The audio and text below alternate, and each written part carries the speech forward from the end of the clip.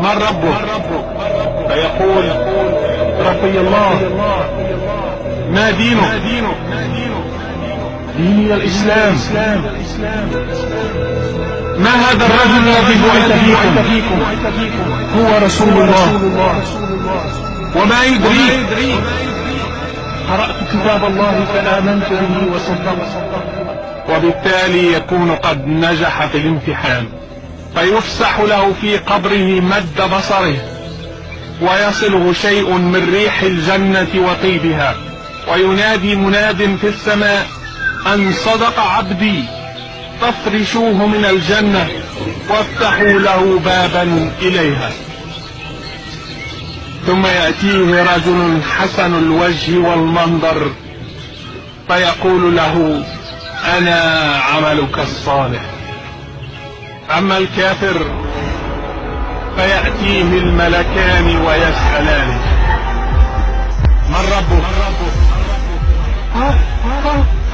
لا أدري. ما دينك؟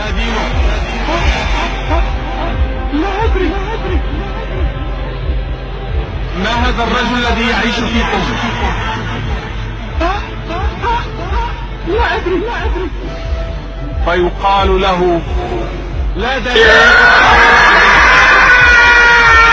لم يجتز المسكين الامتحان ويبدأ العذاب، وينادي مناد من السماء أن كذب، فافرشوا له من النار، فيضرب بمطرقة من حديد، مطرقة لو ضرب بها جبل لصار ترابا، فيصرخ ويصيح صيحة تسمعها الخليقة كلها إلا الإنس والجن، بل يضربه حتى يصير ترابا، ثم يعيده الله كما كان ويضربه ضربة أخرى، ويضيق عليه قبره حتى تختلف فيه أضلاعه، فيقال للأرض التئمي عليه، فتلتئم الأرض عليه، ويسلط عليه في قبره ثعبان اسمه شجاع أقرع، فيأكل لحمه من رأسه إلى رجله،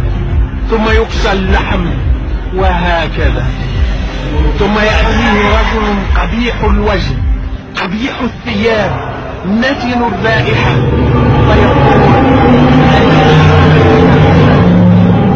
ثم يرى مقعده من النار.